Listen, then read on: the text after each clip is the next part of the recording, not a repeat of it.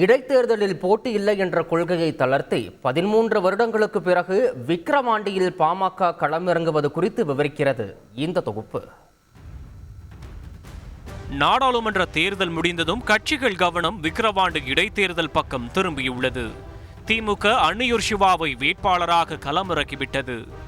மாநில கட்சி அந்தஸ்தை பெற்ற உற்சாகத்தில் இருக்கும் நாம் தமிழர் கட்சி மருத்துவர் அபிநயாவை இறக்கியிருக்கிறது. பாஜக கூட்டணியில் பாமக போட்டி என்ற அறிவிப்பு அரசியல் பார்வையாளர்களுக்கு எல்லாம் ஷாக் கொடுத்தது. ஆம், இடைத்தேர்தலில் போட்டி இல்லை என்ற கொள்கையை தளர்த்தி போட்டிக்குள் புகுந்த பாமக கட்சியின் மாநில துணைத் தலைவர் சி அன்புமணியை வேட்பாளராக அறிவித்துவிட்டது. இடைத்தேர்தலை பொறுத்தவரையில் பணம், அதிகாரம் கொண்டு ஆளும் கட்சி வெல்லும் தேர்தல் என கூறி வந்தது பாமக.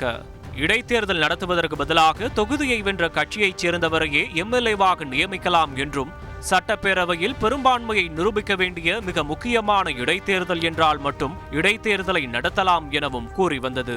கடைசியாக 2010ஆம் ஆண்டு பென்னாகரம் இடைத்தேர்தலில் பாமக போட்டியிட்டது. அதன் பிறகு இடைத்தேர்தல்களில் போட்டியிடவில்லை.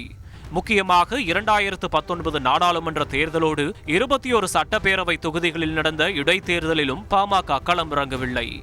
இப்போது 13 ஆண்டுகளுக்கு பிறகு இடைத்தேர்தலில் களமிறங்கியிருக்கிறது பாமக. பாமகவின் இந்த முடிவு கட்சி வளத்தை காட்ட எடுக்கப்பட்ட முடிவாக கூறப்படுகிறது. பாமகவை பொறுத்தவரையில் 2009க்கு பிறகு பெரிய அளவில் எந்த வெற்றியையும் பதிக்கவில்லை. அதிமுக கூட்டணியாக இருந்தாலும் பாஜக கூட்டணியாக இருந்தாலும் பாமகவுக்கு எந்த பயனும் இல்லை என்ற சூழலே நிலவுகிறது.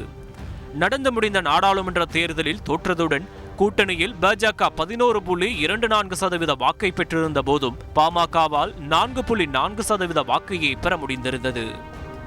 இந்த தொடர் தோல்வி தொண்டர்கள் மத்தியிலும் சோர்வை அதிகரிக்கும் என அரசியல் பார்வையாளர்களால் சொல்லப்பட்டது. இந்த சூழலில்தான் விக்கிரவாண்டி இடைத்தேர்தல் அறிவிப்பு வெளியானது. விக்கிரவாண்டியை பொறுத்தவரையில் பாமக கணிசமாக செல்வாக்கு கொண்ட தொகுதியாகும். இந்த சூழலில் பலத்தை காட்ட இடைத்தேர்தல் களத்திற்கு என்ட்ரி கொடுத்திருக்கிறது பாமக. விக்கிரவாண்டியில் 2016ஆம் ஆண்டு தனித்து போட்டியிட்ட பாமக 41,428 வாக்குகளை பெற்று 3வது இடம் பிடித்தது. 2019 இடைத்தேர்தலில் அதிமுக பாமக கூட்டணியில் இருந்தது. தொகுதியில் போட்டியிட்ட அதிமுக வென்றது. 2021 தேர்தலில் இந்த கூட்டணி தொடர்ந்தாலும் போட்டியிட்ட அதிமுக தோல்வியை தழுவியது. நடந்து முடிந்த நாடாளுமன்ற தேர்தலில் விக்கிரவாண்டி தொகுதியில் பாமக 32,198 வாக்குகளை பெற்றிருந்தது. இப்போது அதிமுக ஆட்டத்தை விட்டு விலக பலத்தை காட்ட மல்லு கட்டவிருக்கிறது பாமக. செய்திகளை உடனுக்குடன் தெரிந்து கொள்ள உடனே சப்ஸ்கிரைப் பண்ணுங்க.